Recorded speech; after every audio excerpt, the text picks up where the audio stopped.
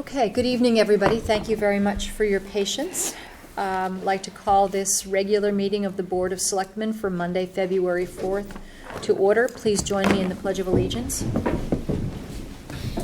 I pledge allegiance to the flag of the United States of America and to the republic for which it stands, one nation, under God, indivisible, with liberty and justice for all. Thank you. Is there any public comment this evening? Anyone here for public comment? Okay, seeing none, we'll move on to the first Selectmen's report. I really don't have much to report tonight, although I do want to give you, for the minutes record, some language from a couple of bills for those who are interested in listening from home. There's some bills that we all need to pay close attention to. Senate Bill number 164 is an act including certain mental or emotional impairments within the definition of personal injury under the workers' comp statutes. That one could be a significant unfunded mandate on municipalities. Senate Bill 431 is an act concerning property tax reform. That would add a mill onto the local property tax that would be collected by the state of Connecticut. It would eliminate the local motor vehicle tax and create a statewide mill rate for motor vehicle taxes. And let's see if there's anything else exciting in there. Those are the two large components of Senate Bill 431. Senate Bill 454 is an act concerning the creation of regional school districts. This one was introduced by Senate Pro Tem Martin Looney, and that would require districts to potentially consolidate along the lines of probate court consolidations for cities and towns with populations under 40,000 individuals. And a companion piece of legislation, Senate Bill 457, introduced by Senators Duff and Ostin. That would, it's called an act concerning the size of school districts, and it would consider the regionalization of districts with less than 2,000 students. So I think there's about 3,000 bills that have been introduced thus far this legislative session. Only about 300 or so will make their way through the committee process, so that's where they are right now. They're in deliberations. And I will continue to bring interesting pieces of legislation to you, and we will begin to look at the potential municipal impacts from some of these bills that are being proposed. That's it for me. Okay. There's a public hearing on the bag ordinance. Yes, tomorrow evening. Tomorrow night here. I thought it was Wednesday. Is it Wednesday the 6th? Wednesday the 6th. Yep. So if anybody's interested, please come. That's at 8. Yep. Oh, and the deadline to renew your spot on the town's parking waiting list has passed. Okay. New business, discuss and take action to accept a donation from the Fireworks Committee. So you've got a resolution in your packet. I have a number to fill in the blank. And I wasn't sure if the money was coming from the chamber and the fireworks. That's why I had them both listed, but we should take off the chamber. It's just from the fireworks committee. Well, yeah, the fireworks committee has raised. Has raised, right. So the amount is $27,753.81. They are donating that to us now that we have taken over the production of the fireworks. And so you have a resolution to accept the gift and forward it to the Board of Finance and the RTM for their consideration and approval. Great. I want to thank the Parks and Rec Commission for taking on the town fireworks. Here, here. Yeah. Yep. Anybody have questions about this gift? No? Okay, hearing none, then I will ask for a motion to approve the resolution authorizing the acceptance of a gift of $27,753.81 from the Fireworks Committee. So moved. Yep, may I have a second? Second, however, do we need to amend that Chamber of Commerce, or did we already do that? Yes. In the- Resolution that as out. amended. In the second. Just remove, in the title, remove the Chamber of Commerce, And in the second and then in the whereas. second whereas, Well, correct? no, I would keep, I think it's okay in this In the heading. heading? Because it's actually, the fund that it's coming from is actually called the Chamber of Commerce Charitable Foundation, I think. So that's okay. But I just thought the whereas, it's the Fireworks Committee has raised funds to support the annual Independence Day fireworks Okay. in the past. So that's the only place I would remove it from. Okay, so Kip has moved the resolution as amended. May I have a second? Mark? Second. Okay, all those in favor? Great, thank you very much. And Susan, thanks again for all of your hard work on the fireworks.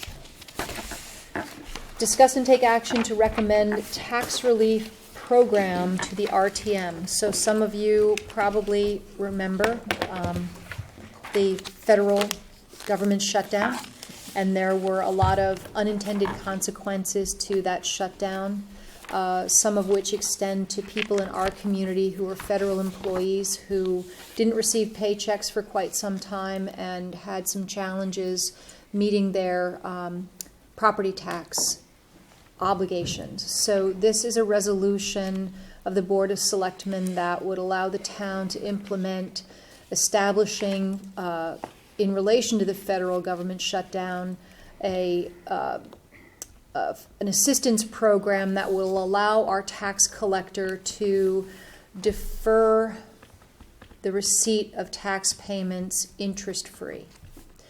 And the way the program works is, as outlined by Governor Lamont, as soon as these employees are made whole by the federal government, they would have 60 days after the shutdown to make their tax payments. If they don't do so, then they incur all the normal interest charges. So it's literally a short-term tax deferral on an interest-free basis. And I would like your concurrence that we allow our tax collector to provide that kind of assistance to federal employees in Darien. Thus far, it only affects one federal employee. Questions about this? No, This is great. I support it. Oh, Yeah. Fully Yeah. support it. yeah. Okay. Kip, questions? Mm. No? Nope. I'm Okay, happy to move it. great. Susan moves. May I have a second? I'll second. Pam? All those in favor? Great. Thank you very much. And discuss and take action to approve the Darien Town Hall Employees Union Contract, as we discussed in executive session. No further questions. I'll entertain a motion to approve that So agreement. moved. Kip, may I have a second? Second. Mark? All those in favor? Great. And I want to thank the negotiating team for their hard work in negotiating that contract. Okay, we have several appointments this evening. In the interest of time, I'll read them all, and if we could approve them with one vote, that would be great. I'd like to appoint Kathleen Finnegan to the Advisory Committee on Sustainability for a term ending on 12/31/19. Appoint Catherine Lenahan to the Architectural Review Board for a term ending on 6/30/22. Reappoint Erica Morris to the Parks and Rec Commission for a term ending 3/31/21. And Kim Hufford to the Police Commission. Kim's here this evening. Hello, Kim. To the Police Commission for a term ending on 6/30/21. May I entertain a motion to approve those appointments and reappointments? May I have a second? Second. Mark? Okay. All those in favor? Thank you so much. Okay, we have meeting minutes of January 22nd. I'll move them. Susan moves. Any corrections or additions? Hearing none, may I have a second? Second. Kip? All those in favor? I was getting there. Okay, agenda review. The only thing I have, which who knows if it will be successful or not, I would love to hear from our 4 representatives / senators. If they can't come to us, maybe they can come to the town and maybe explain. I know they've been to other towns and had an open forum with the taxpayers, so I would love to see them all in Darien together. Okay. We can send out a request. Anything else? Agenda review? No? No? Okay, great. Then I'll entertain a motion to adjourn our Board of Selectmen meeting. So, or Pam can. Pam, may I have a second? Susan, all those in favor? Great. And we will move now directly into our budget workshop, and we will start with the police department. Thank you for Chief Osborne and Captain Anderson and Commissioner Hufford for being here this evening. Should we just stay up here, folks? Are you comfortable up here? Yeah. All right, great.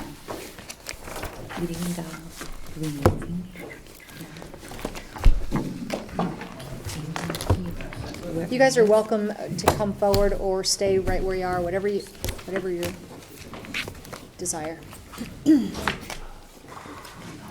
Yeah. Good evening. I'm leaving. Thank you.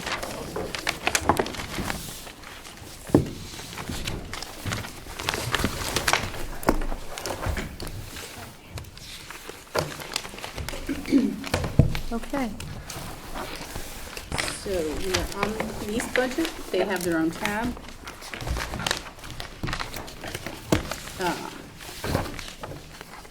Give me a second, I've got some stuff I need to dig out. So there were some questions that you had raised at the last meeting that you wanted to have answered by the chief. So I'll go through those and he can chime in if he has anything to add. Okay.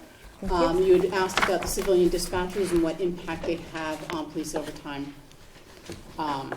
And really they have minimal impact on police overtime.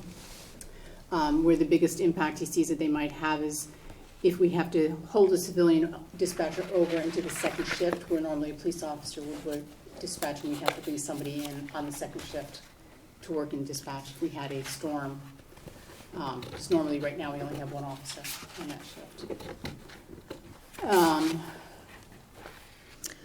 So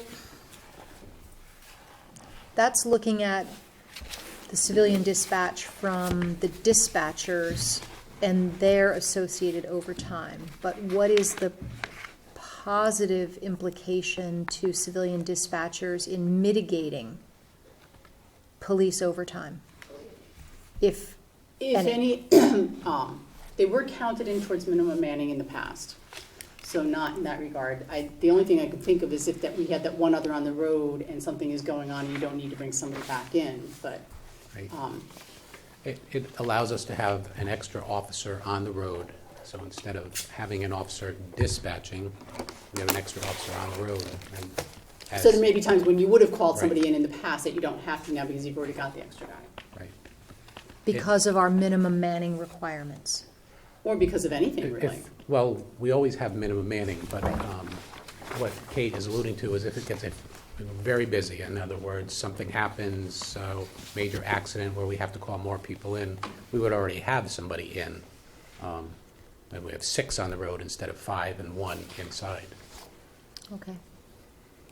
Is everyone satisfied with that? Okay, next. You'd also asked about regionalization of dispatch and what other towns are doing. Westport and Fairfield are regionalizing. So far, the only ones that plan to. When you say free space in the former GE building in Fairfield, do you mean that the space is rent-free or just that it was available? From what I'm told, the space was available, and by free, I mean, I'm told it's a 25-year lease at $1 a year. Okay, that's called free. Yeah. Wow. So both of their dispatch centers were nearing the end of their lives, their useful lives, and needed upgrades, so this was an opportunity for them. And currently, we haven't talked with anybody about unionizing. regionalizing. Okay. You also asked about the number of walk-ins at night, and that's something that's difficult for them to track and put, it's not something we do track now, so really couldn't give you an accurate answer on that. But people do come in. And the sense is that if we went to a regional dispatch, we would still need to have somebody there. We do not want a dark police headquarters. The question would be whether or not that had to be a sworn officer, or could it be a civilian? And what the chief expressed is that he feels he'd be satisfied with the civilian in that position initially. Though they would have duties beyond just being present to answer walk-ins. But if we had just a civilian, that would be an additional person. That's if we did, well, So how if to we put it? regional, If we regionalized, we would have a reduction in head count. right. But Because we it would would- still need a civilian of some Of sort some sort, yes. to man that. Do you have overnight custodians, maintenance service? No, not overnight, no. Okay. We have one part-time custodian who comes in at 4 o'clock. He works 4 to 8. But I don't think that's the kind of person we would want. No, I just was Yeah, curious. no. Yeah. So that was all of your specific questions. Understand too, I think I wrote it in there, that the two departments in Fairfield County, Westport and Fairfield, pointed out there are substantial upfront costs for this in the form of New get, equipment purchases. computer compatibility, so that they're all on the same page for their RMS systems, CAD systems, union issues. So this has been like 2 years in the works, and they're still not operational yet, from what I'm told. Yeah. And that's those are the only two in Fairfield County. Are there others in the state that are regionalized? There are, Yes. yes, smaller agencies. I understand Waterbury has regionalized with some smaller agencies up that way. I think hasn't Danbury taken in some other communities when they, I They believe so. don't, Danbury has used a company that's what they that- outsourced. that hires their civilian dispatchers with some mixed results. That company came and did a presentation at the Fairfield County Chiefs meeting. Mixed results on that. So that would be akin to our outsourcing to CMed for EMS and fire, right? Because CMed's a regional dispatch center. Yeah, but it would be different for police services. Right, yep. Okay, the reason why I'm sure you know, the reason why we're asking those questions is it's reasonable to assume that that will be mandated. And so as we make these important decisions about bringing on additional personnel, we want to be mindful of state mandates. Sure. Okay, So we had a brief overview last week. Let's go back to the page 99, the police administration budget. Wait, can I ask a question it was basically, it's not really in the write-up, it's, I guess it would be page 92.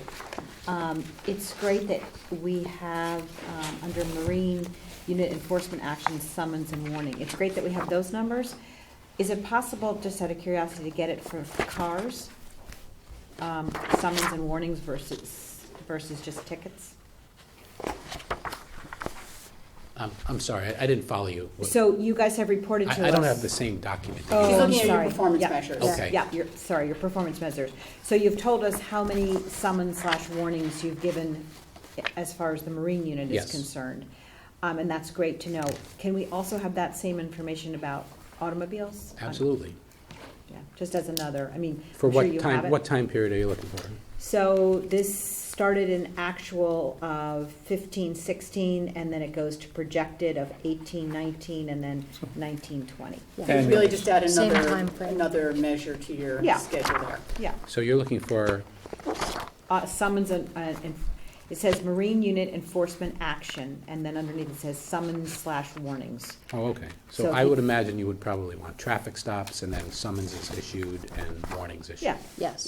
I'm sure it's information you guys have. It would Yes. just be good to, Oh, that's easy. yeah. Perfect. Okay, so we're on 90, 98, 99?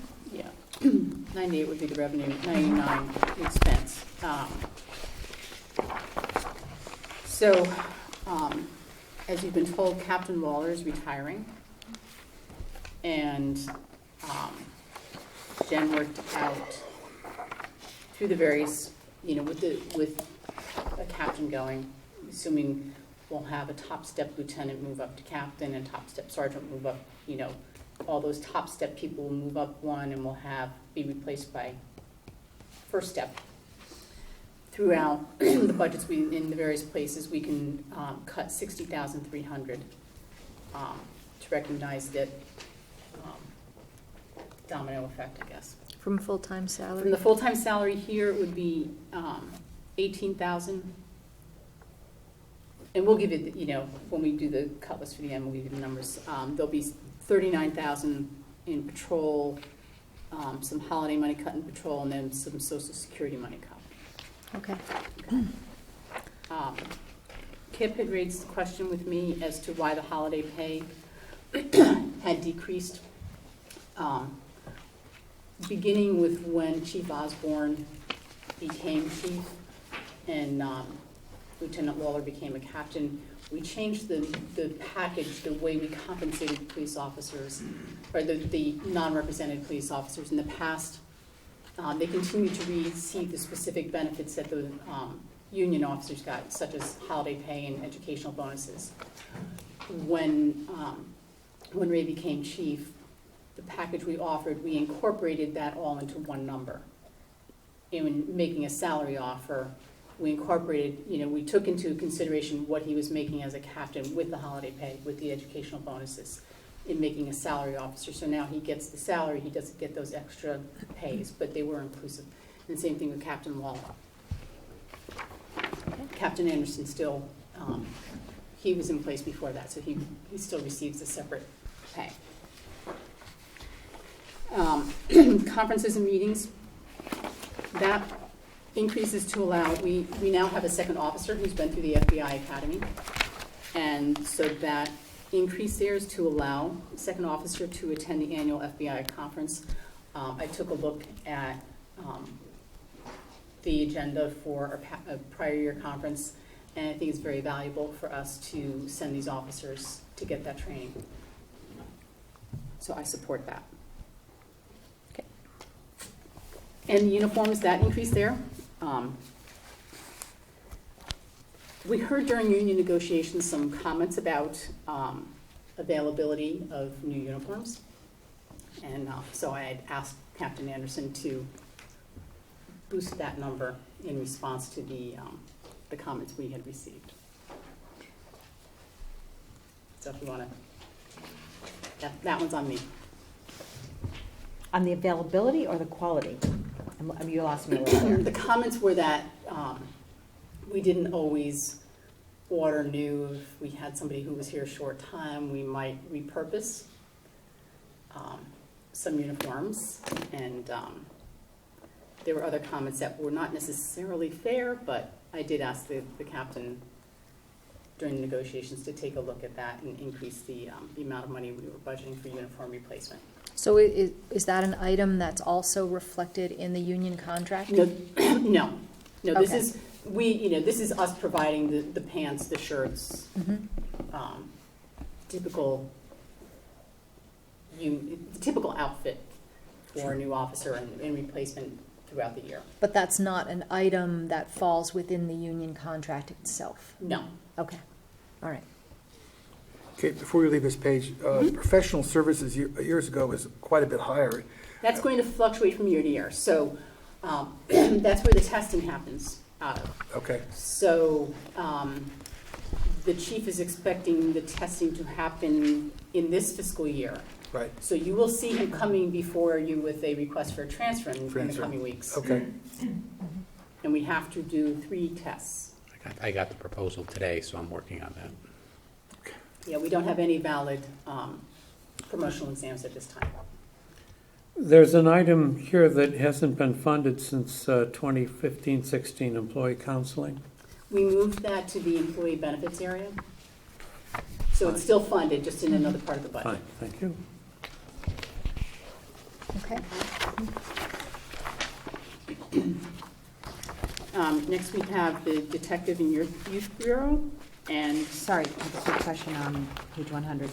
The fingerprinting, are we anticipating this, is there a certain time of year that this goes way up, that we're only at 975, but we have budgeted 3,000? that's a good question.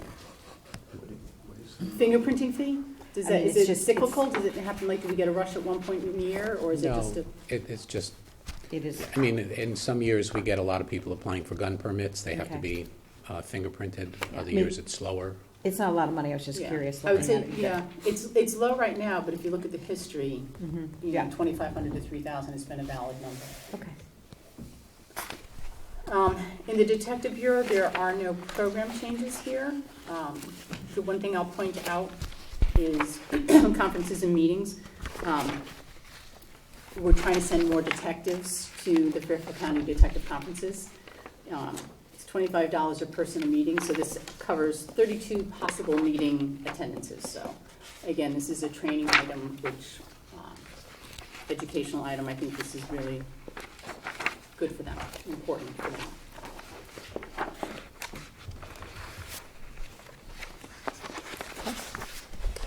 Okay, the next page, 102 is patrol.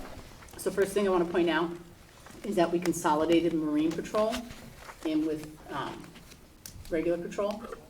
So you see that primarily marine gear and supplies. And Jim, was there another? Motor fuel and lubricants is all marine, right? Okay, yeah, okay, that's all, and that's because they can't gas up at the Public Works garage. Well, No, not yet, huh? Not yet. Not yet. What we did do, though, in that regard, you see the numbers have kind of shifted from operation to marine fuel. We did purchase a fuel tank for our marine division that goes on the back of our pickup truck. We're gonna no longer now be paying dock rate for gasoline.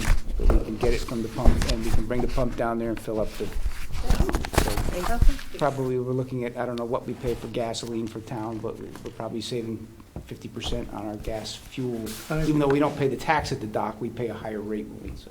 About that, yeah. all safe and secure and Not in buckets in approved the by back the of the truck. EPA. Oh, okay. I was going to ask, yeah. So part of the bigger discussion that you'll be having tonight relating to the dispatchers, the budget request had included in this patrol line a request for an additional officer. And as I told you when I presented the budget, it was an either-or kind of deal. This, we could provide the SRO by hiring the one officer versus the shift of civilian dispatchers. Really, the issue is, you know, short-term cost versus long-term, and what is the way you want to get to the police department that we want to have. So obviously, because I included the civilian dispatchers, I did not put forward the patrol officer here.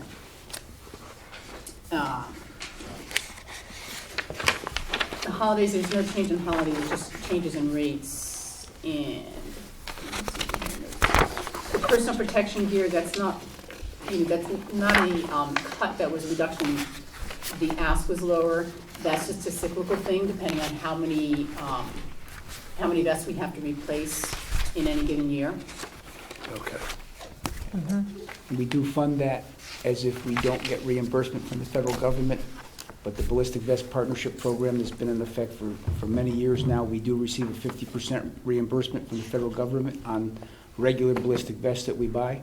We fund it as if we're not going to get it, because we can't guarantee Congress will reapprove it every year, but typically we do see whatever we budget, we typically do not spend that entire amount. The increase in the medical supplies is to replace our Narcan supply.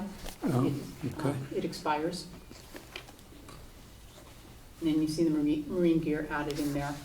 And then on the weapons, that is buying some tasers for training. The replacement of the service weapons was done through the fire alarm fund, the false alarm fund. False alarm. So we purchased tasers originally, the tasers originally came with the body cams. Yes. But now we have to buy more. Yeah, and I'm not sure that's entirely accurate. I think the chief Okay, can sorry. speak to that. You're talking about, I think we're talking about The weapons, the simunition. it's for training purposes. Yeah, Yeah. but those are not tasers. Oh, right. We need to modify a certain number of because we got new guns, we need to modify a certain number of additional guns for active shooter training. So we modify them into weapons, street weapons into training weapons. okay. So we can, that money can come out of the alarm fund. There is still money available for those purchases. It doesn't necessarily have to be in this budget. Okay. I think it's about. Well, isn't that germane to the conversation, though, about Should it be? where weapons really should be funded from? I think that, Kate and I have discussed this, and while I appreciate the financial diligence on using monies that you have available, I think weapons for our department and training weapons really is an operational expense that should be reflected in your budget. So we would have to decide if, it's here now, so Mhm. we should discuss it. I would leave it there, but that would be my recommendation. You would leave it there. I would leave it here, yes. The modification costs. Yes. Okay.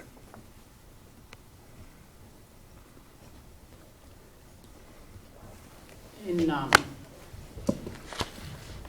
at your, I think it was your last meeting, I gave you a page detailing the request for the overtime. Right. A lot of mandated overtime, huh? Training.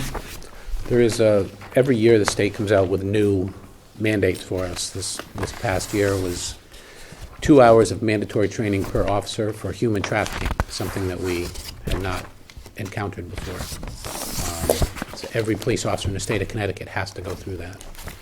And there's other mandatory training that we have to bring officers up to speed on. It's all listed there. Yeah, I mean, it's incredible. Every year, there's new domestic violence type laws that go into Yeah. effect. We have to get retrained. Critically important stuff. Well, I mean, without knowing the details about all this stuff, and you get this every year, is 50% really effectively worthwhile, and some of it's just sort of nice to have? I mean, I don't mean from your perspective, but from the state coming down with all these wonderful pronouncements? Well, some of it's nice to have, some of it's very pertinent, especially in the domestic violence arena. Well, they changed the law there, you really gotta know what you're Yes. doing, yeah, Yep. understood. And as I said, the officers have to really be up on top of that kind of stuff. Yeah. Yeah. But it's a big percentage of your overtime. It is, yeah, and there's a lot more than that. There's de-escalation, there's fair and impartial policing, you know, legal update training every year that we have to bring people in for. And they want more of our tax dollars, too. Good, great. Sir, This is a great breakdown. Thank you for doing that. Yeah, that's very helpful. Because I did have the question, why is overtime up 10%, but then there it is. Okay. Okay. So the next page, 103, is records. Are you guys fielding public questions beforehand, before you move from department to department? Sure, we'll take your question. On the full-time salary increase, can you tell me what percentage of that is contractually mandated? That's all contractual. That's all contractual. This is the old contract. Okay. So those numbers were based on existing officers who were moving through the steps. This does not yet reflect the contract. We have a tentative agreement, but until we have a signed agreement, we won't be reflecting that in the budget. Okay, and on the training for overtime, that chart that you guys are looking at up there, I don't remember seeing it, in the book for us, so I guess I was just gonna sort of ask the general question of why overtime time is used for the training hours, particularly if we move forward with the civilian dispatchers, which is gonna free up incremental patrol time for individual officers. Much of the training is done in a group setting. We can't just do it individually by pulling an officer off the road, one or two at a time. It's done, in large groups, so that's And why we have it's... to, I would assume when we set up training for some of these things, that we have to guarantee that they're actually going to be available to do the training. We can't just necessarily pull them in off the road. I'm sure there's some types of training where you can take somebody in off the road and put them in front of the computer and do that, but, Right, like their firearm instructors or the CPR, the active shooter training, you probably have to ensure that they're going to be available for the block of time. correct. So it's either we're paying somebody overtime to do the training or somebody to replace them out on the road. Correct. Not having the truck, which I'm gonna ask. I can send it out I to know you. you're gonna do that. But is it showing the overtime from year to year to year to year? No, on what the we're referring same to is thing? just the support for the current year's budget.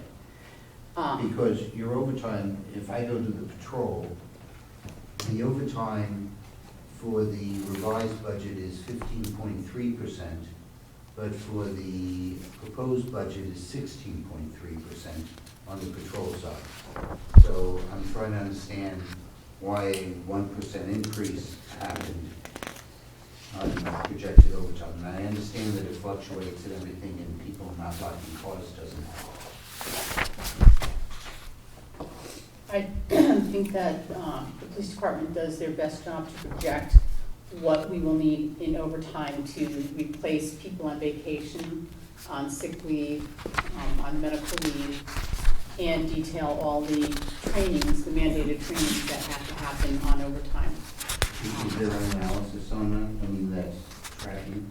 And the reason I'm asking is the Board of Finance has been very specific to the Board of Ed on consistently asking for analysis, and they were going to ask on the same side. And to try and not have the buddy system occur, I think if we can get some of this analysis before it precludes us having to subsequently meet with the Board of Finance and the RTM with the department heads. Telestaff will give us the hours, correct? As far as how much overtime is spent? Yes, but yeah. It gives us hours, yes. Okay, so can you give us get us a couple years worth of reports from Telestaff on where the overtime, the source of the overtime was? I can give you some, yes, as far as training, sick replacement, vacation replacement, things like that. Is that what you're talking about? Yeah, Yes. okay. Yep. Okay, so we can get some, shows the cause, we'll show the hours, and we're not gonna we're gonna have to do some, Manipulation. assumptions. Yeah. Okay? No, but with the whole concept that we're not going to continue to meet with department heads, if we can Yep. get some of this information up front, it may preclude us having to do that. Thank you.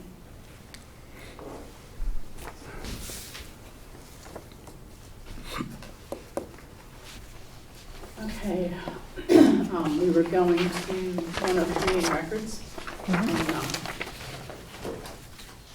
that's just rather boring. Program changes.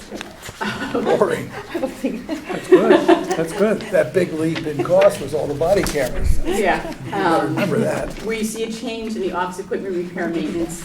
That's where some of those things will be consolidated, a lot of those. We left in things that were very specific to the police department. Oh, so they're somewhere else in the budget, it's not like we eliminated it. Correct, Yeah. correct. Okay. Page 104, we have professional standards. And the reduction you see in training is because collect training can be done online, reducing our need for overtime training. Right. We don't have to bring somebody in from the state and do a large group training. That's something officers can do while they're working, when there's enough people working. What kind of training is that? It's called Collect. It's our online motor vehicle computer, NCIC computer. You have to be Oh. certified in that. Okay, collect means. It's the Connecticut Online Law Enforcement Telecommunications. And we're not allowed to see it. There was a substantial reduction in training there, where we used to have to do it in a group setting for, say, $20,000. We budgeted an amount now. That amount will cover the officers that we can't do on regular duty simply because of workload. It's great. So our next budget on 105 is the school crossing protection. And the chief did look at the possibility of outsourcing this item, but found it was going to be at least double our existing cost. But this is a difficult budget because it's hard to keep our crossing guards. Yeah. And I'm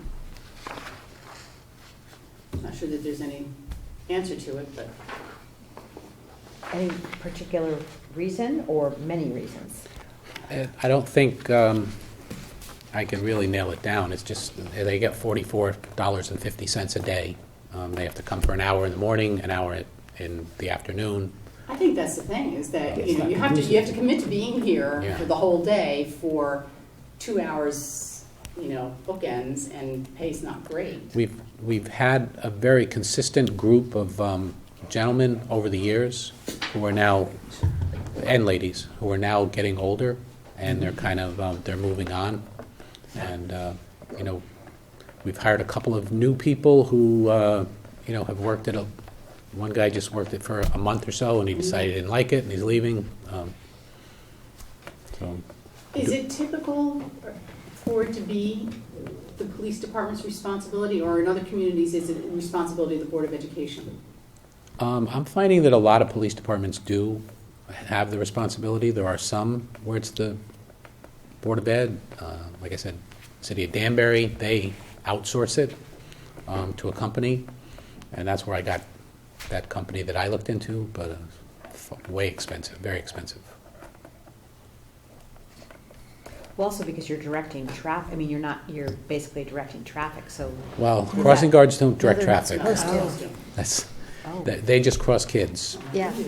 Oh, sorry, okay. Yeah. I get this question a lot. Yeah. Like, they stop traffic to let kids cross and keep the kids safe. That's, I guess that's what I mean. Yep. They do put their hands up to stop Yep, the traffic. yes, yep. Versus direct yep.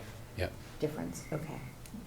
Do they, I mean, under state law, if somebody's waiting to cross and a car does not stop, I mean, you're supposed to stop anyhow under state law, not that people do it, but you're supposed to. Do they record if somebody doesn't? Yes, Their license plate? there's Yeah. a specific state statute that protects crossing guards. Right. I mean, I know. For fair to obey a crossing guard. Yes, if they Yep. brought us that information, gave us the plate, we would take action on that. Okay. Maybe we should have a public service announcement for crossing guards then. We put it out on our social media, It's- we put it out, you know, and some of these folks maybe are not all that savvy with social media, but we make a very concerted effort to try to drum up business for potential crossing guards. And we've Very got the difficult. application on the web all the time. Yep. We don't ever take that. Is this a problem that most communities have? No, to be honest with you. I don't know what, but they, Darien, there's not a lot of folks that want to work for $44.50 a day, honestly. Other surrounding communities, they don't have that problem. For 2 hours though, right? Right. Should be clear about that, right? Yeah, it's for 2 hours of Yeah, work, yeah. but it's, hour in the morning, Yep. and then they have to come back in the afternoon. Have you ever considered splitting it up to have a morning shift and an afternoon shift for $22.50? I'm not talking about the price, but seriously. It's gotta go up, somebody Jack. might do a morning shift and somebody might do an afternoon shift. Would you volunteer for that? I was gonna say, Bert, maybe I you don't know. could get It's some cover senior my men lunch. to We- get active in this. No, we haven't. think you want them. We try to, Because they would direct traffic. the people that we get normally build kind of a rapport with the folks on the corners that they monitor. And that's been the case with a lot of our crossing guards, and they're greatly missed when they do finally leave. Yeah. I agree. I don't think people do it for the money. They do it Yeah. for public service, you Yeah. know. Yeah. Yeah, and it's becoming harder to find those kinds of people. Yeah. Mhm. Send them our way if anybody knows anyone Yeah. who's potentially interested. So moving to page 106, communications. This is where the addition of the 3 dispatchers is. Yes, it is. So could you just talk to us a little bit more, in your own words, of why we should do this? Civilian dispatch? Okay. Well, I think we're wasting the talents of police officers by having them sit in communications answering telephones. It takes it takes 6 months for a police officer to go through the police academy and get all the training that he or she gets. And, there's a lot of training involved in training a police officer. And then they come in and they get another 480 hours of field training officer training. And then, we put a lot of money into our police officers. And the best place for them is out on the road, enforcing the law, answering calls, stopping cars, suspicious people. The role of the police officer answering the phone is being phased out in most departments. Not many police departments in Fairfield County in our area have police officers answering phones anymore. It's pretty rare. Most are of the civilian or combination police officer and civilian variety. And it's just the way things are going. The job, honestly, the 3 civilian dispatchers that we do have that work during the day, they're doing a great job. When we have police officers on the desk, it's not their full-time job. They work it maybe once or twice a week. Sometimes they want to be there, sometimes they don't want to be there. Depends on the officer. Sometimes they're forced to work in communications. They don't want to be there. It's not an ideal situation. We would rather see our officers out on the road doing their job, the job that they're trained to do. And they're not going to be as skilled as a civilian who's trained for that purpose. They're coming in and, how often would they be working the desk? Once a month, maybe? Well, probably a little more Every than that. couple Depends, it depends on the officer. Once a week, maybe twice a week, tops. Yeah, they're not going to have the skill in dispatching that somebody who does it all the time. But more importantly, as the chief said, we put a lot of money into training these people to be police officers. That's where we should be using them. If you want the police department to be as functional as it can be with our existing staffing level, we should get them out on the road and have civilians. So this gives us fully civilianized days and evenings, if we were to approve this. Yes, 2 civilians per shift? yes. Okay. Midnight shift, 11 to 7, would still be a police officer Okay. at that point. And really, we should have 2 dispatchers, 2 people in dispatch Right. at all times. We should. Correct. But we don't do don't it do that now. currently. On the evening shift, 3 to 11 shift, we don't. Okay. We don't do it 3 to 11 or 11 to 7. Right. Yep. Okay. And what's the argument for doing 11 to 7 with police officer rather than civilians? That eventually we will do that with civilians as well. Okay, but then. That was the original plan, was for I 9. remember it was Yeah, 9, yeah. 9 people, yeah. 3 per shift? 3 per You need shift. 3 per shift to have 2 on 24/7. duty, Yeah. 1 on backup, Right. always They rotating. rotate. What about the issue of this regionalization of dispatch? Will that happen? If that happens, what do we do then? We would have to eliminate the positions. No, but given we're so much union tied into, is it going to be easy to do, or is it we're going to, at great cost? If we no longer have the positions Right. because we regionalize. That's not a problem. Correct. Okay, I would think some competent dispatchers would be folded into that regionalization. You Yeah. think so? They Yeah. could Sure. transfer. We'll get to you in a second. We're just board questions first, if that's okay. But then again, if there's a savings, there won't be that many jobs. True. Yeah. Okay. Savings are not guaranteed through Right. regionalism. You have to be mindful. Remember the health Also- departments. Keep in mind, we would also need somebody to stay in the building. Right. On, day shift, it may not be necessary to have somebody at the front window. I don't know, there's always somebody in the building. There's records people. That would have to be thought through and a little more and discussed, but definitely evenings and midnights, there would have to be somebody there. Right, if we civilianized the evening shift, do you believe we could bring back the fire dispatch, that the day shift and evening shift with 2 on, we'd be able to bring the fire dispatch back in-house? I don't see why not, At a savings Yeah, I of was what, gonna say 50 It is some 50 thousand? some odd thousand Yeah. dollars. A couple budgets to come. Yeah.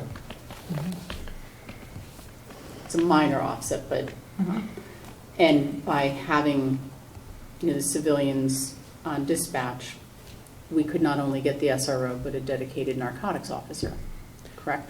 That's my vision, yes. Right now, but if we do the switch. Yeah. And so that's, that was my point, a week ago. To get to the department that you want to have, to do the department the way we should do it, with 2 people in dispatch, with an SRO at the middle school, with a dedicated narcotics officer. We can do it with all police, but it's more expensive. Mhm. And it's not the highest and best use of our police officers. Mhm. And it's not the best service in terms of dispatch. So I'm hearing you, Chief, that it's your vision to have an SRO in the middle school and a dedicated narcotics officer. And I'm just because Kim is here, I'd like to ask her, is that also the vision of the police commission, Kim? And I think I think we're all agreed that a middle school SRO, we all are working to achieve a middle school SRO. But I would like to know tonight, before I make my decision on this, the commitment to a dedicated narcotics officer. Is that something that you feel would enhance our law enforcement services, that we need that kind of service in our community at this time? I do. I tried it on a temporary basis for a number of months last year. There was plenty of work. We had an officer that was assigned temporarily to the Detective Bureau working that until staffing levels fell because of a retirement and some injuries. I had to pull him off of it, but he did a great job developing intelligence. And understand, he's not going to be out there making arrests every day. It's a lot of narcotics work. It's developing intelligence. It's working with outside agencies and the larger departments to get, the people that are selling drugs in Stamford, Norwalk, surrounding communities are selling to our people here in Darien. And then, once the narcotics officers in the area all work together and share intelligence. And if we had somebody dedicated to that, we're that much farther along in trying to at least make some headway on the problem. Whereas right now, we're kind of hit or miss. Not to say that we don't investigate drug crimes, narcotic crimes, we do, but we don't have anybody that we can send to Stamford PD or send to Norwalk PD and work with their units and find out and give them intelligence information that we have on people. And that's what it's all about. It's developing that information and sharing it and getting information from them as well. Okay, I'm very happy to hear that. I feel pretty strongly that the time has come for us to have a dedicated narcotics officer, so I hope that would be the outcome of our decision to move forward with this model.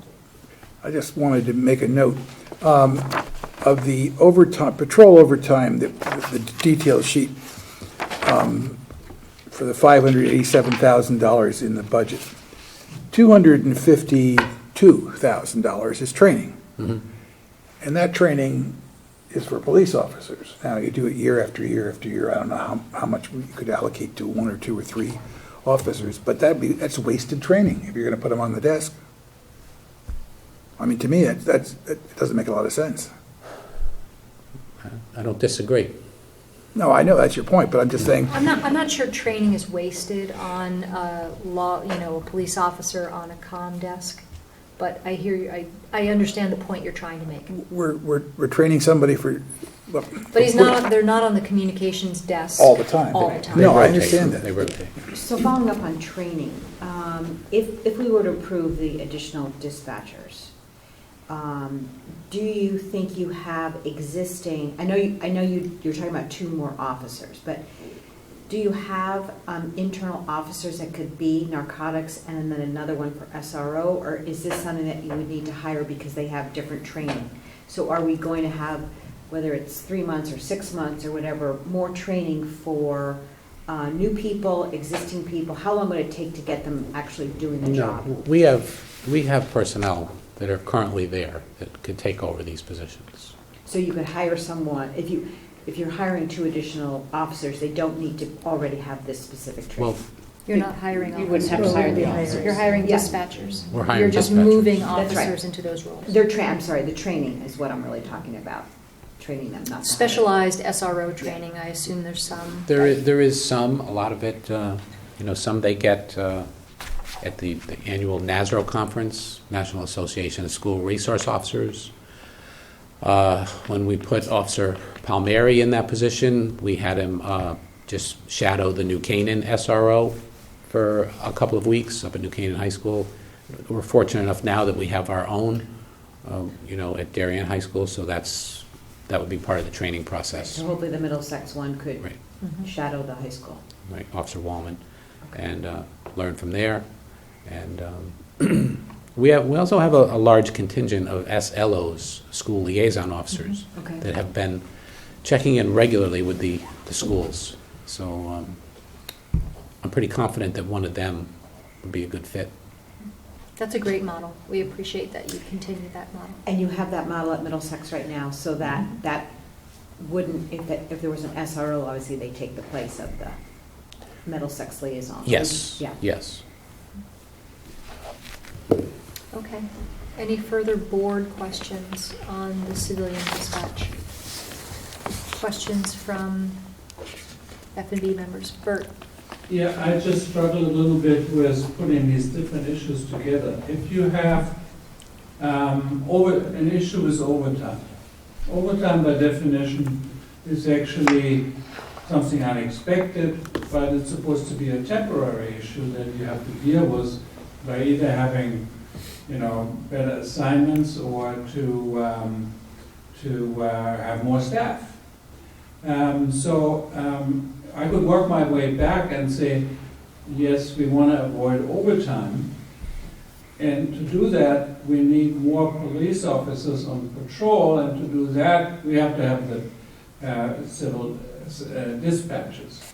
But I don't see that logic being developed in our discussions here. We're getting more overtime, and we want to have more dispatches. There's got to be a way to find a mathematical formula, even if it's only a loose model, how these manpower requirements translate. I mean, if I have a dedicated narcotics officer, do I need another full-time person, or can I assign some of the stuff that's being done by others when they spend, 10% of their time on these issues? That will reduce because there's a dedicated narcotics officer. These mathematical formulas I don't see. The connection is that we want an SRO at the middle school. We want dedicated narcotics officers. There are 2 ways we can do that. We could hire 2 additional sworn police officers. Or if we hire the civilian dispatchers, 3 to cover 1 shift, that frees up people who are currently working on dispatch as police officers to become the SRO, the dedicated narcotics officer. It's about how the shifts are constructed in the police department, that covering one full shift of dispatch will allow the chief to assign somebody permanently to one of those roles and not change our police headcount. But I think that's Bert's question, and that's where I think the offset really is. So if in fact we currently on one of these shifts have one dedicated police officer, regardless if it's filled by 20 different people, you have one full-time equivalent of a police officer on these shifts. So how many hours or full-time equivalents are the civilian dispatch replacing? And if it's, let's say, 1.5 officers, then I know that we have one officer that, regardless of who it is, but it fills the SRO or the dedicated narcotics. And I think that's the missing link that I think was confusing me, and I think was Bert was asking. So we're putting 2 civilian dispatchers on 2 shifts right now, if I'm understanding this correctly. Right now we have 3. we have 3 civilian dispatchers that provides us with 2. They cover one shift. Right now, we cover have one 3 shift, people that okay. covers the day shift. So, and that should have freed up an officer then. It did. Okay. So now we're putting 3 more on to cover another shift. Correct. So the cost equivalent, that should be freeing up at least 1 FTE Yes. of a police officer. Yes. Could I just interrupt for a second? All right. The way our shifts work, officers currently work a section of days and then evenings. They alternate, okay? So, yes, it frees up an officer on day shift, but when that officer is scheduled to work, I can't take him out of the schedule, because when he's scheduled to work evening shift, there would be a missing officer in that evening shift schedule. Yeah, So so we need to get the evenings covered in order to free up an officer to come out of the shift Patrol rotation. schedule. So the reality is that there is no police savings No, at all. no, And so to add the SRO, we are hiring somebody in addition to the civilian dispatch. No. No. Well, from, because right now, unless we're reassigning, we'd be, so the way their shifts work, they work so many days, then so many nights. Yeah, understand that. So what the chief is saying is he can't pull somebody out of that rotation, because right now, we haven't replaced them at night with dispatchers, with civilians. In order to be able to pull somebody out of that rotation, we have to have civilian dispatchers, not just during the day, but also at All night. right, but that's what I'm saying. Once we have in place the civilian dispatch, then one of the police officers, the full-time equivalent of a police officer should have been there. The problem, it seems, is because the patrol works days, night shifts, all right, and the SRO would be at daytime since we don't have night school.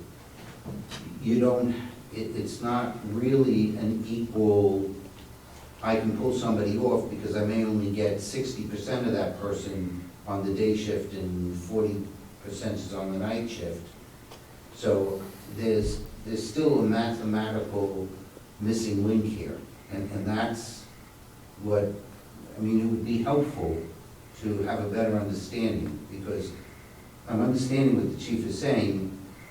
That equivalent who's working that night shift, the evening shift on the phone, is really just doing when they're doing that share of the evening shift for the night, day. It's not one full-time person who's working evening shift consistently. Correct. So I don't have a full-time equivalent to say I have one person who's an SRO. It's almost as if I would need 2 SROs, and that doesn't necessarily function. So I'm still needing to hire an SRO. No, I think the chief and I we'll sit down and see if we can lay out the logic for you so that it's understandable. Yeah, I mean, I Okay. think. 'Cause I don't think we're gonna get there But tonight. that day-night was now confusing it. Can I ask you Yes. just slightly differently? Which is, for the SRO, it's effectively, for the SRO that's at the high school, they work only day shifts? Yes. Right. Yeah, okay. So the, one of the officers that you would free up by having civilian dispatch for the evening shift, right?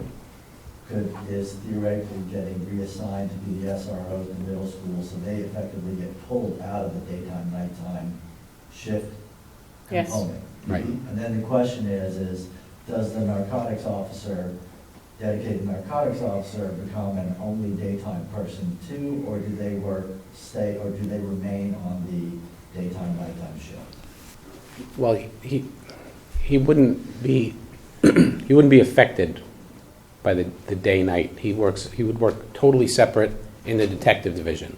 Okay, so then So he's- you're effectively pulling two people out of the day-night rotation. Yes. And putting them in another job that has completely different hours that are required. Right. Correct. That's how you get to the savings. So, right, but essentially then, it says, whatever the percentage on that evening shift is, there has to be a replacement, so either officers are working overtime, or you need to hire Jack, someone. there would be, the nighttime part of their job is in the dispatch office. Dispatch. Yes, I understand. But we- since they're not, you don't need to replace the position. No, but if you just pull them out Yeah. and make them into a daytime person, then the patrol is missing that one person who's also filling in the nighttime shift, and which is why the chief said it doesn't work as simple as just pulling somebody out and making them daytime. So why don't we schedule a separate time when you can come in and talk with Right. Kate and Ray Yeah, to understand, but right. it's not my, what you're suggesting, Jack, is not my understanding of how this model will work. Yeah, it wasn't So- mine either, that's why I was a little bit confused. right now. Yep. And just to close the loop on your comments, Bert, the goal of this isn't to reduce the overtime. We have to really be clear about that. The goal of this is to have a police department that provides the level of service that the town requires, which now will include, if we approve this, professional telecommunicators, an SRO in our middle school, and a dedicated narcotics officer. But the objective is not to reduce overtime. And I'd have to say, I wouldn't necessarily ever propose hiring additional personnel to reduce overtime, because it's not necessarily the most cost-effective means of covering hours. Got it? Overtime does not come with pension cost, benefits costs, et cetera. So, I wouldn't necessarily do that. Well, we Anyway. always want to be mindful of overtime, and I think that the Board of Finance has been, over the last number of years, very diligent about doing that analysis, and the new software tools that the department has really assists us in understanding where our overtime costs accrue. I have one other quick question on overtime. When the cams first came in, there was a fear that the time to download at the end might increase over time. I'm sure it's what you, from looking at the numbers, it doesn't look like that's occurred. No. It's, Okay. nope, doesn't happen. Yeah. Good, all right, Okay, thank you. thank you. Okay. Let's move on. Okay, 107, fleet services. The item that I want to highlight here is the increase in the motorcycle lease. While we were less than fully staffed, we had gone back to one motorcycle. The chief has requested, and I've supported, going back to 2 motorcycles. They're used for traffic enforcement, and I think it's a very good tool, so. Can you just clarify for us, I think you might have mentioned this before, do the motorcycle officers work year-round? They do, and when it's very cold, they're usually not using the motorcycles, but they will use them up until, November, even sometime in December, and then We're on a they're day back like up today. there. I was gonna say, would they, are they, do they go out of service, or would they be out on a day like today in the winter? A motorcycle, it's possible they could, but they have alternate transportation if we're not using the motorcycles. Yep. I just wanted to know how, essentially, how much of a year they're in service, that's all. It's- They're the vast majority of the year, Okay. and then when the weather is on a day like today, they could take it out. Okay. Do you have, speaking of that, do you have any other numbers or whatever that you used to have 2 out there, then you only had 1? Any difference in any other concrete information you could give us to make that decision why we should go back to the 2, other than it's a good practice to have them? Are you looking for like differences in the number of stops or enforcement? Yeah. Something other than it's, I mean, I understand where you guys are coming from, but when we're trying to justify it, is there anything else that's concrete? We haven't had the second motorcycle officer in my tenure as the chief, just because our staffing levels haven't been where they, up to speed. Do you track, when you track motor vehicle stops, warnings, et cetera, do you ever track whether they're done by an officer in the vehicle or on a motorcycle? No, but we track the individual officer who's assigned to the traffic division. Yeah. Okay, so could we maybe look back and get some stats on when we had 2, how many they were doing? We can do that. Okay, That'd be that might help. Yeah.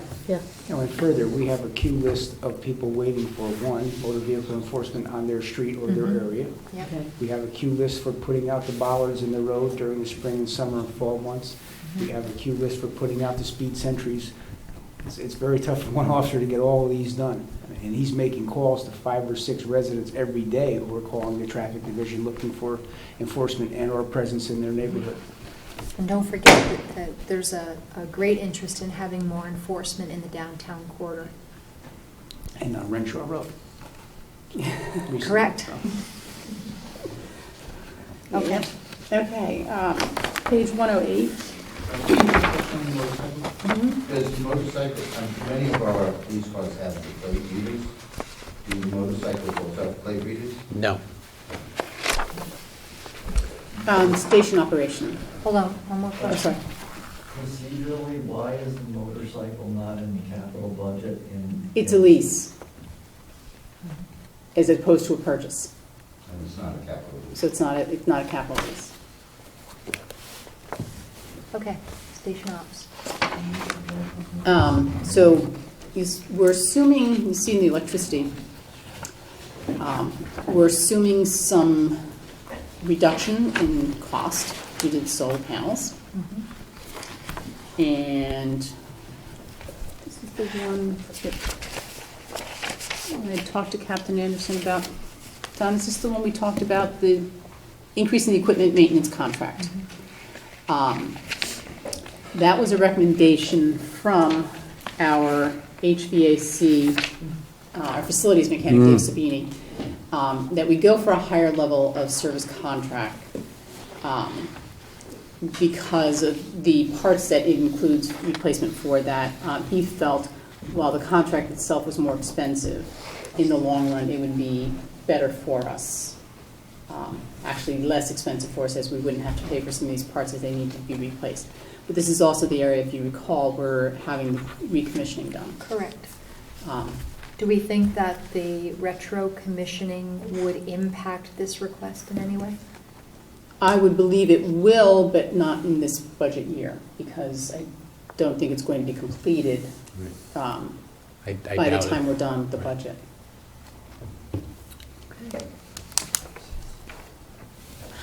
I don't see a big change there. Am I looking at the wrong line? Equipment maintenance contract is a $5,000 increase. It's about midway down the page. Okay, got it. Okay. I was one line above you. Okay, Yeah. yeah. They basically gave us 2 proposals, but the more comprehensive maintenance contract covers compressors, some circuitry, circuit boards, things that are going to be very expensive if they go toes up. So Dave Sabini thought it would be most economical to go for that in the event that one of these major component Sure. The system goes down. Okay. And the only other reduction there, you see the sewer use charges, that's just based on the actual usage. Next page is the dog license revenue, and then on page 110, we have the animal control budget. Really, it's a status quo budget. I did make some reductions based on historic actuals. This is another area that's ripe for regionalization. Yes. People talk about it across the state. You talk to animal control? Yes, that we would share an animal control officer with a neighboring town. I've asked Chip Stahl, is there any movement on that Stanford facility? He doesn't have much knowledge of it. I don't know if they're building something. He said perhaps they're building something new down there, but are you asking if we could bring our dogs to Stanford to house them there, or? I think I'm asking about one animal control officer sharing, for example, the town of Darien and the town of New Canaan. Conversely, I think we need, personally, more than one animal control officer, because when he's not here, we don't have really any backup. So I'm not suggesting we need 2 full-time animal control officers, but I'd like to see something at some point where we would have some kind of backup to our animal control officer.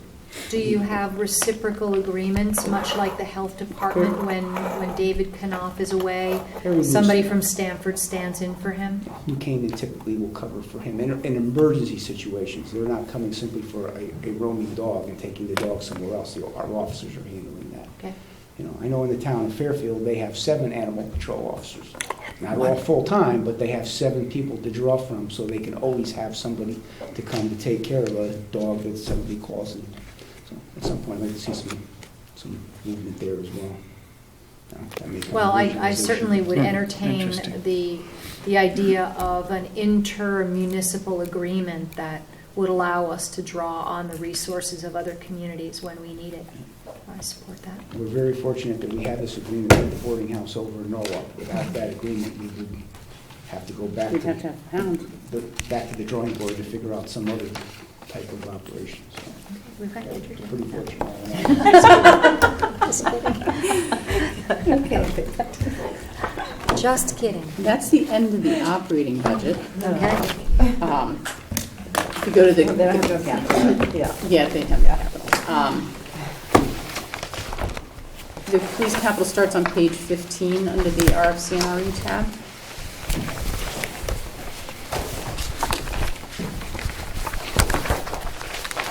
Is the summary. So we have vehicle replacement.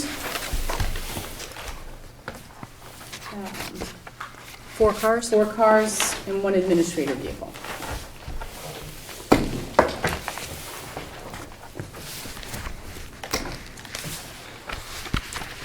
If you recall, we went to 3 years for our replacement a number of years ago. That seems to have worked well, keeping our repairs reasonable and our capital costs down. Next up, Is the administrative vehicle also a SUV? It's a Ford Explorer, yes. Yeah, Again, four-wheel drive. it's a police, Same yeah, tires, same headlights, same motor, it's just not marked. same oil filters. Okay. Excuse me. And you're happy with those cars that you've been buying, the SUVs? They've been Yeah. largely trouble-free. They are the national standard now. Ford doesn't even make a police car anymore. That is their only police package that they make is a Ford Explorer. All over the country? And they've pretty They much- need all those They pretty radios. much cornered the market again. Yeah, pretty much. They've been very dependable, because they're all-wheel drive, we don't have to buy snow tires, so our tire budget has been reduced from 5 or 6 or 7 years in the past. And they're pretty stalwart, we really haven't had enough problems with them. That's what we're looking for, kind of like a telephone, it works when you pick it up. Yours does. The next item they have is radio replacement. This is an ongoing project to replace the radios as they reach their useful life. And then we have some small capital items. Well, on the radios, so you have like, what was it, 51 radios? And you have 18 new ones if we approve this, so you've got 33 to go. Mhm. So I assume they work, there's no, they're not, they are compatible, right? They are, Yes. yes, And the frequency-wise. radio technology now, in the event we ever were forced to move to some other band, these could move with them as well. They have much more latitude as far as programming, as far as, frequencies. Oh, good. So- All right, fine. Yeah, that's I'm kind not- of what was. I'm not an expert on radios, but I trust our folks that they're telling us this is what we need, and there's some latitude there with them. That was my concern, was behind my question. Yeah, thank you. Okay. In small capital, we have a, Jamar portable speed and traffic counting radar device. That's something that, we haven't asked for in the past. We have some real old technology there as far as, this type of device. This is something that you could do for counting cars. It registers the amount of vehicles that are on a particular road, the speed that they're going. When we get complaints about people, from residents who say their road is inundated with speeders, we can put that there for monitoring purposes to see what particular times we should focus our enforcement efforts there. Can we put one in the back parking lot? We just can't let people know about it, though. Can this also assist if there are inquiries made in relation to things happening in planning and zoning? Yes. Okay, great. As far as doing traffic counts. Oh, good. Currently, right now, we would borrow this equipment, or we would ask Westcog to come use their equipment, which they just did for me on Sylvan Road. This would be the ability for multiple departments in-house to use this for whatever they need. This is not a traffic display. It doesn't display someone's Yeah. speed. It's just monitoring, unobtrusively giving us accurate data on any one street as to, right? If somebody says that everyone's going 70 miles an hour, the data's going to show us what they're really going. You Over a wouldn't week or know two. what it was if it's strapped to a pole. It doesn't look like, a speed limit sign or anything. It doesn't flash your speed. It's just a counter. I don't like those. But it's not vehicle specific. It's not telling someone who is speeding. It's just Okay. telling us a That's car. good, Say but that you'll Kate know Bush that was people are driving 50 miles an hour on Corbin The Drive, one that does it, Yes. talking in the while the morning. pedestrians are trying to cross to the post office. Yes. Okay, okay. Okay. Yeah. That's good, that's great. When they put it out on Noroton Avenue, I'm always like, oh, God, slow down. That's the point. Yeah, I know. So, Mobile data terminal. modal data terminals to replace them. Those are ongoing. Also ongoing, replacing the AEDs in the vehicles. Remember, police officers are first responders. Yep. Okay, so one of the big ones, replacing the records management system, or upgrading the records management system. And the chief. We have, our current system is TriTech FBR system, which we've had for a number of years. It's consistently failed us. It never lived up to its billing. It's complicated. It's not user-friendly. It asks us to fill in a lot of fields that are unnecessary. Officers get very frustrated with the time it takes to fill out a police report. Police reports are our life's blood. Accurate, professional-looking police reports are submitted to court for prosecutors, judges, defense attorneys to read. We have to have a good product. This new Inform RMS web upgrade, I personally had a demonstration of it when I was at the IACP conference last year. It's the newest technology. It's simple, it's user-friendly, the officers will be much less frustrated, and it's also gives us the ability to enter data from our CAD system right into our RMS system, whereas right now, that has to be done manually by records personnel. So I think there's a And from lot of. FBR into RMS, they have to do it manually as well. There's a lot of efficiency to be Yeah. gotten by upgrading to this system. Sounds like it. Then we're going to the new in-car video camera system. We've had the in-car video for quite a while. This would be, go ahead. It's pretty old technology, the in-car video. This is different than the body cams. This is old technology, probably going on, I don't know, 10 years or so, 10 years old.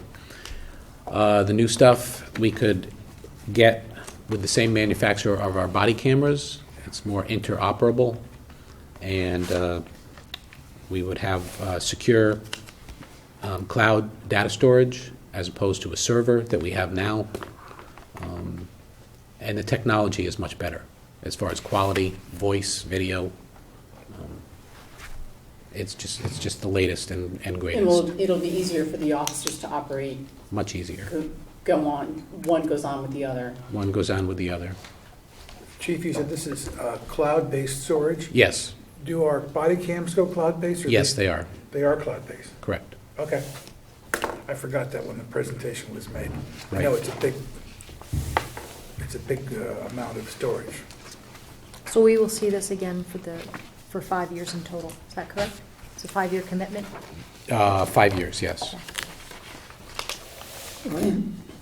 And so the last capital item to talk about is replacing the building access and security system. And I think that the thing that got me on this is when they talked about officers having been kind of trapped in certain parts because of failures of the system and they got stuck. So, Yeah, the system that came with the new building was not the top-of-the-line system, and we've already had a number of our card readers fail at various entry points, specifically in the booking area. We did have a couple of officers get trapped back there. They had to call up front, get some help to get them released. That's been fixed. The current card readers are already not being serviced anymore by the current vendor. You can't get them. yeah. And I've been there when times when, in order to get through the door and you have to, do the thing, the officers had to kind of do a really quick, Yeah. It didn't function well. It didn't make moving through the building easy. And I think it may have been a product of value engineering. I was going to say, Kit, more lessons learned. Yeah. Yeah. I mean, Building system, lessons learned. When did Oh, we yeah. open that new part of the police station? 2012, 2013. John Zagrodsky, I can hear him now. I know. Oh, that's exactly right. Quite a few problems there. Well, I just hope the police officers were the one who's released from booking, not the criminals. Or stuck in there versus, yeah. Question on the new system.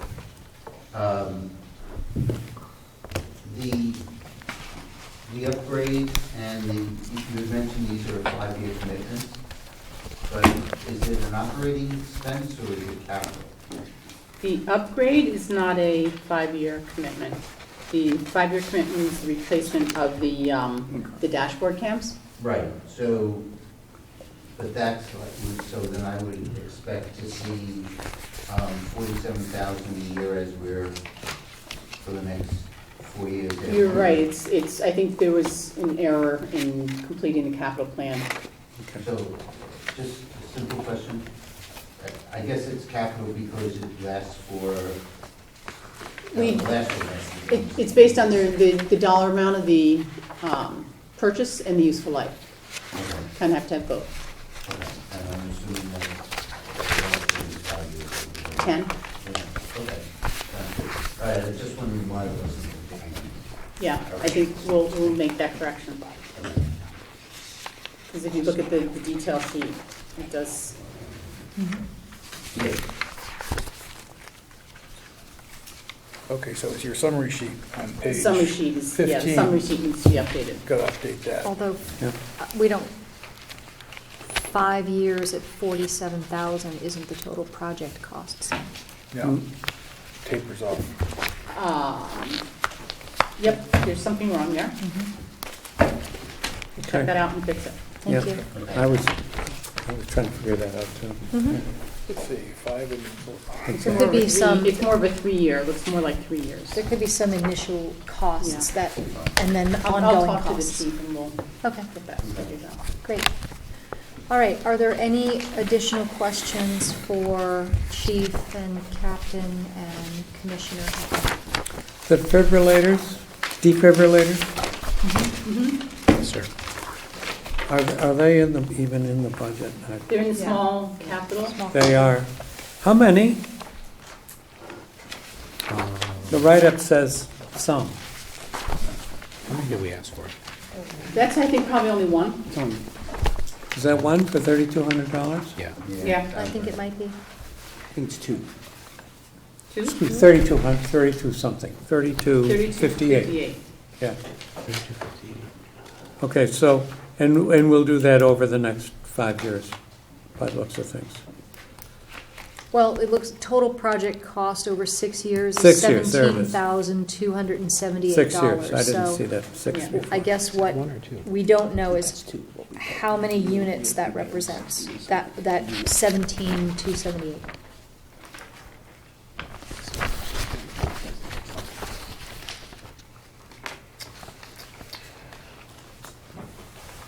Okay. Nothing else? Yeah, that's not a showstopper. Let's go Do we on. still I have just- a mix of adult and child AEDs, or are they all one kind now? They're all the same AEDs, they're different pads to put for infant, child, or adult. When you plug in the certain pads, there's an electronic connection there that tells you what pad's there and it delivers the proper shock. Okay. Well, is this enough to meet the need? Are we replacing old ones?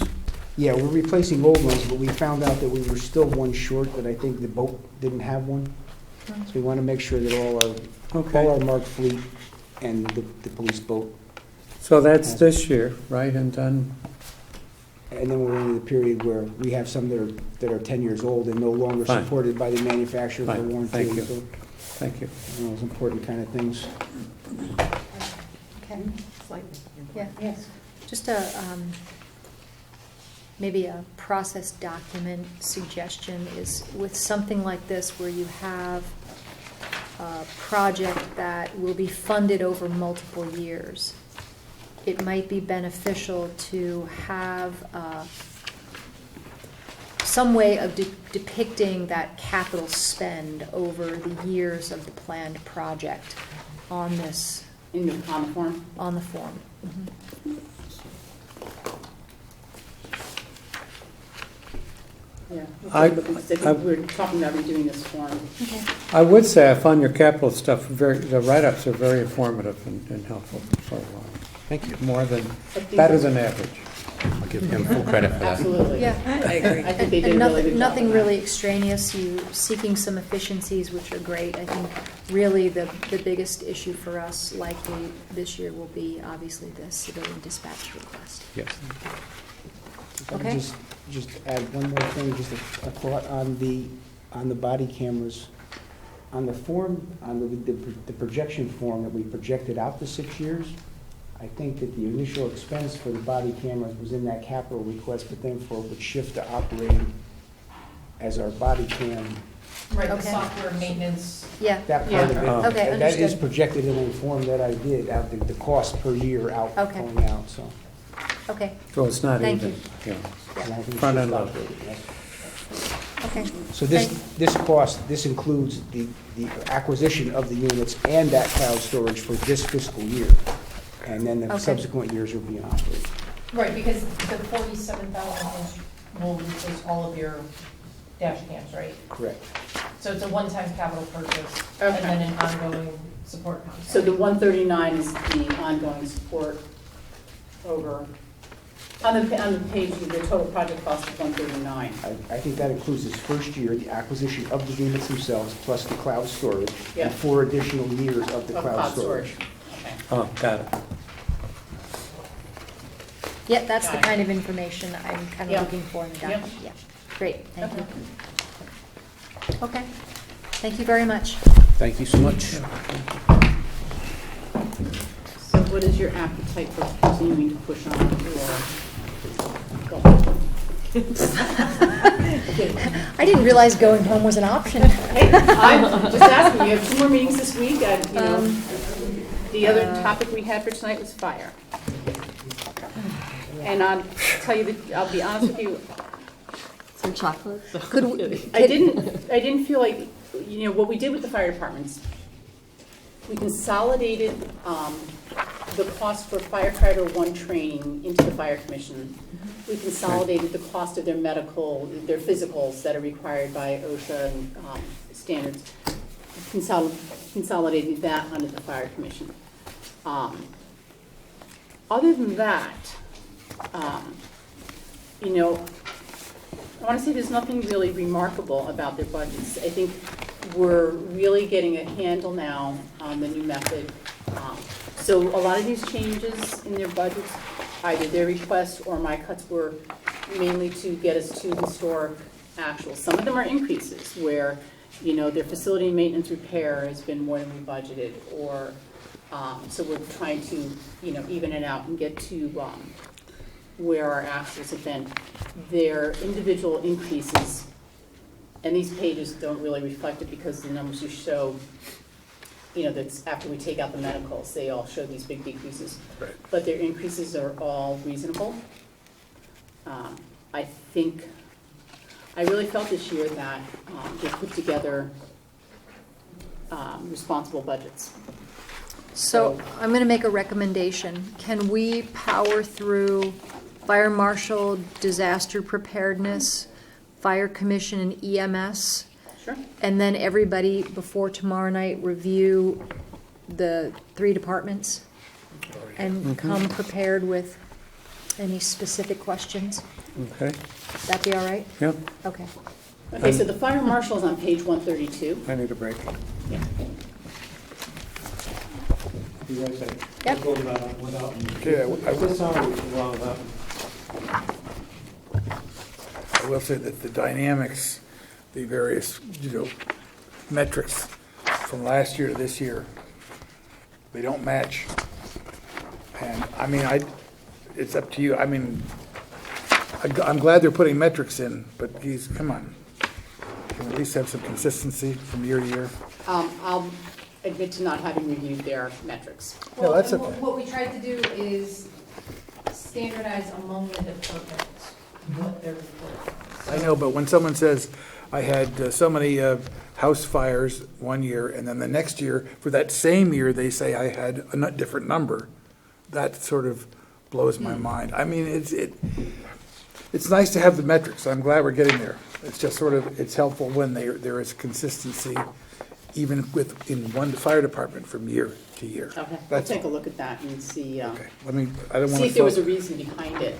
If, some of it, they may have last year had don't have any things in actions. 3 different categories, and we said to combine it all. I looked at into one, that so- too. Go ahead. Yeah. Let's not waste time on that. Okay, all right, we'll take a look at it. So the most notable thing here in the fire marshal budget is we are moving 50% of the deputy fire marshal's salary, et cetera, into the emergency preparedness budget. So that's where you're seeing the reduction in the full-time salary. It's just moving from one area to another.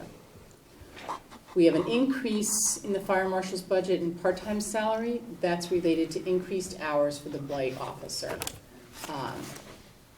It is taking more hours than we originally had anticipated. And one of the reasons behind that is not just the number of calls, but they're taking the care to document anything that looks like it might be blight. We're not citing them as blight right now, but it has the potential to become blight. They're documenting it properly so that if we ever have to go to court, it's supported just like any case that is being treated as blight.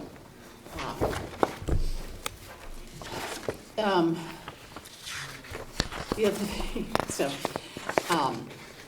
if you look down the page under operating supplies, the increase of $365, this is for gas meters. I had a very hard time understanding whether it was 4 gas meters. What it is these gas meters detect 4 gases. 4 different gases. 4 different gases. Yes, so So we, that is for 4 replacement sensors for 4 gas meters. and we've requested the language change to be multi-gas. Yeah. Oh, that would be easy, yeah. Yeah. Okay, so, I think, did you want to, had you asked to do the fire commission? Yes, Okay. But on the fire marshal, just leaving, the total increase in salaries, when you get through adjusting all the stuff out, is $16,426. That is $14,149 for part-time, which is your increase in your blight, and then the full-time increase of $2,277. I just wanted to understand that Yes. we see a number going down, it's disguised by virtue of all the stuff It that's is. being transferred. And, Okay. and I think in the coming years, as these redevelopment projects are completed, we're going to have to take a look at this budget and our service model and evaluate it to see if it continues to be the best way to operate with the multiple part-time inspectors. Yeah, yeah. Because this is, their workload will not go away when, whereas the building, It's gonna go up. the inspections will go up during the construction, but should go afterwards, back too. down. No, but they'll still have a lot more buildings and apartments to inspect? yes. No, yes, the fire marshal will continue to have this Yeah. ongoing, the building inspectors will not. No, the So, fire marshals. we're gonna need to take a look at that. Yep. All right, the fire commission. I think it's actually before the fire marshal, so they're on page, the 126? narrative starts on 124, the numbers are on 126. So you see here the increases in training. They'd already had money budgeted for firefighter 1 in the fire commission. I increased it. Professional services, that's where they do some of the testing of equipment. I reduced it based on the historic spending patterns. Okay. And then you see the medical services increase. That's from combining the, Page number. or consolidating the other 126, departments, fire the individual commission. departments into the, under the fire commission. Kate, when did we actually move the dispatch so that CMed did the fire department? Fiscal 17. Fiscal 17. They're happy with it. Yep. Have we seen any data showing that, other than they're happy with it, that we can say this was a good move because? No. It's, no. Yeah, that's kind of a problem. I mean, I wish we had something more concrete than they're happy with it. Anything particular you wanted? Well, whether they're getting to fires faster, I mean, I think they're doing a great job. It's something that we wrestled with, we talked a lot about, but. So we can look at their response times, and we did, I think the Chief Osborne had got me some information on the transfer time of the calls. We can look at the response time of the fire departments, but that doesn't necessarily indicate that the dispatch is working any better. That could just be, who happened to be close to the firehouse when the call came in. And the dispatch, so the call is still going into the police department. Yes. And they're still on the dispatcher is still on the line the Right, entire time. They transfer the call to CMed, but yes, they can stay on the line and continue to hear what's happening for dispatching Right. the police officers as needed.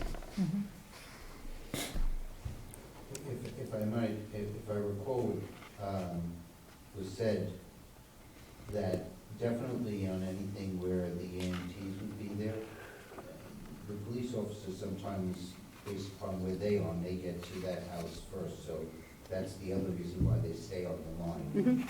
Well, the police officers are the first responders, Yeah, so they're we would expect them to get there first. They're dispatching their officers Yeah. to be able to be the first responder. Right. Okay. So you said Chief Osborne has given you information on the time to transfer the call. Is that Yeah, correct? I believe I asked him for it and got that. Okay. I'm If not, I interested- definitely asked him for it. Okay, I'm interested in that. Because that's the one area where we can look at the difference. That would, really be informative to our decisions on the civilian dispatchers, Okay. right? Okay.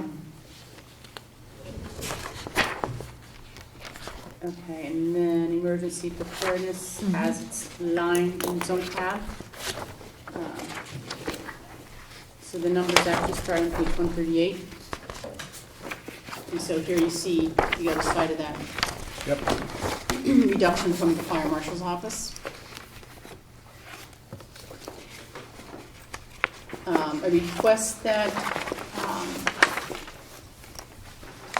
the deputy fire marshal made, or emergency preparedness director in this case made this year, was to attend the International Association Conference for Emergency Preparedness Directors. So that's the 1,800. I did take a look at the kind of classes that he would get by going there, and I think it's a valuable tool for us to have him attend this conference and get that knowledge. And that's only for Mark, That's not only for for Chet. Mark. The other big thing here, Price is not on radio. go down just a little bit to radio repair maintenance, you see the big Yep. increase, 58,000. Yep. So when police had gotten a 5-year contract as part of the renovation of police system, or police department, we now have a service contract that we have to pick up. It was at $50,000, it's increased greatly. As Mark explained it, our agreement must match the state's. That includes hardware and software replacement costs. So that's what the large jump is this year to, now that the one we got when we built the building has run out, we now had to buy one. Going forward, we should only see normal minor increases. We won't see a big jump like this again, but But will it remain at $132,000? it will remain at that level. We won't see $50,000 jumps again, but No, it'll remain at that level, yes. and that's before we have to worry about changing out to meet the new federal standards, which is If a we have $6 to- million number. Yes, if we have to do that, that's going to be a very big number. Yeah. At this point, he's anticipating that will not be happening, but we don't know. We don't know, I know, we talked about it at the Yeah. meeting, but still a radio class, that's Yeah. incredible. We're really kind of counting on the big cities Saying no. Yeah. saying no. If it's 6 million for us, imagine what it would be for a big New city. York, goodbye. Yeah. Yeah. But I'm just saying, even the radio, that's ridiculous. Since you were talking about unfunded mandates, this actually sounds like one. It is. It is. And just out of curiosity, for the ongoing $50,000 a year that the town is now paying, what is our incremental benefit from doing this? Good question. Can't really say that, the higher cost provides us a greater, more replacement, more things are covered, should they break down, need to be repaired, but, So it's like buying the extended warranty on a car, yeah, it sounds, yeah. which provides more value. Only if it breaks down. But this was done by the legislature. I would assume it was by the legislature. What the director told us was that we have to match the state's agreement. Okay, another unfunded It's mandate. an unfunded mandate, basically. Maybe we can get him to provide us with a more detail. detailed memo on this. It'd be nice to know that there was some benefit coming from this. That's all I was asking. I know. Well, it is a service contract, but, the fact that it's costing us so much more, are we getting that much more of a We're benefit? going from 70,000 to 150. Well, I'd be 130. satisfied with any benefit. Okay. if you want to do EMS real quick. Yep. Sure. We're not anticipating any need to increase our share of the cost for the paramedics. I would say the next line, equipment maintenance contract, I think you cut it, eliminate it, because this is one of those just-in-case kind of numbers, so I think we should reduce that. And then the last one is the increase in our cost with CMed for the ambulance dispatch. So, sorry, back on equipment maintenance contract, you have already made a cut. Are you suggesting we make an additional cut? Yes, I'm suggesting eliminating it. Eliminating it entirely, okay. Can we go back to professional services? Yes, Okay, this is the one where you get reimbursed, you lower your cost because of reimbursements with people paying. this is, we must pay, we guarantee that Stanford will get Right. a certain amount of money every year. Right, So they get it either through billing the patients. right, We cover what the billing of the patients doesn't. right. We started out by saying, let's put in $80,000, but we're not sure how much we're gonna get back. And then when it came in better, Jen said, well, next year, I wanna keep a little bit of cushion in there. And the question is, having only the cost year-to-date of only $13,000 against a $70,000 budget, I know that could be timing, but. Yeah, that's only one quarter, they bill us quarterly. Oh, okay, So we haven't completed the second quarter. right, We should actually be getting the second quarter bill very soon. but that still, well, maybe not. And there is some seasonality to it. Yeah. Really? So you're, There's a delay, because it takes you a while to figure out that they won't pay. that too, okay, so the 70 still looks like a good number rather than, I know last year at 80. Yeah, we talked about it today and Okay. still feel comfortable staying I there. was looking for some money. Yeah.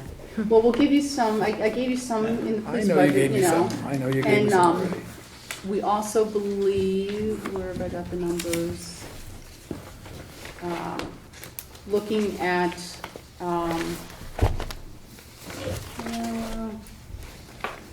I don't know what I did with the page. Jen had made a recommendation that we could cut the workers' comp, $35,000. Yay. Okay? Kate, wait, Where? quick question, I'm still on Back in page benefits, probably. 141. What are the grants? Probably. That's a grant to Southwestern Connecticut. It's the same association that does CMed, Workers' comp Southwestern or Regional unemployment comp? Communication Center. Fire and all, I gotta find out. Probably workers' comp insurance under Workers' benefits. comp is 215. age 215. Okay. Workers' comp. When it said benefits, I So- forgot I had to go to We another. can cut that by 35.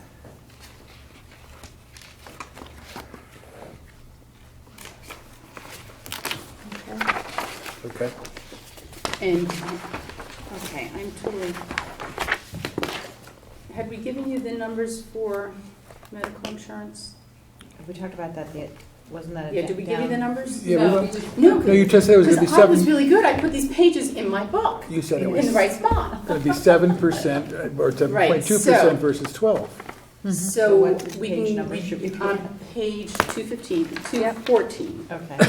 Oh, yeah, here, it's right here, okay. 213. So we can reduce that first line item, the medical insurance, by $144,562. 145,000. 562? Yep. Okay. And we have some minor decreases we can do in the parking and sewer budget, so Okay. we'll include those in the cut list when we're Okay. done. But that's a result of the renewal and including the changes from the town hall contract. Perfect. Okay. Good. Okay. Did you do them all, Jan? So tomorrow night, we're scheduled to be back here again to discuss capital. Mhm. And we want to talk a little bit about the extra funds sheet and analysis that you've done. We'll go over any questions on the fire departments, and we will deliberate. And will you guys be able to prepare a summary of proposed reductions? All right. And if anybody has any other outstanding questions for Kate or Jen, in the meantime, feel free to email. I have a beach building committee meeting at 6 Okay? on the 6th. Hopefully, you won't need me here, hopefully.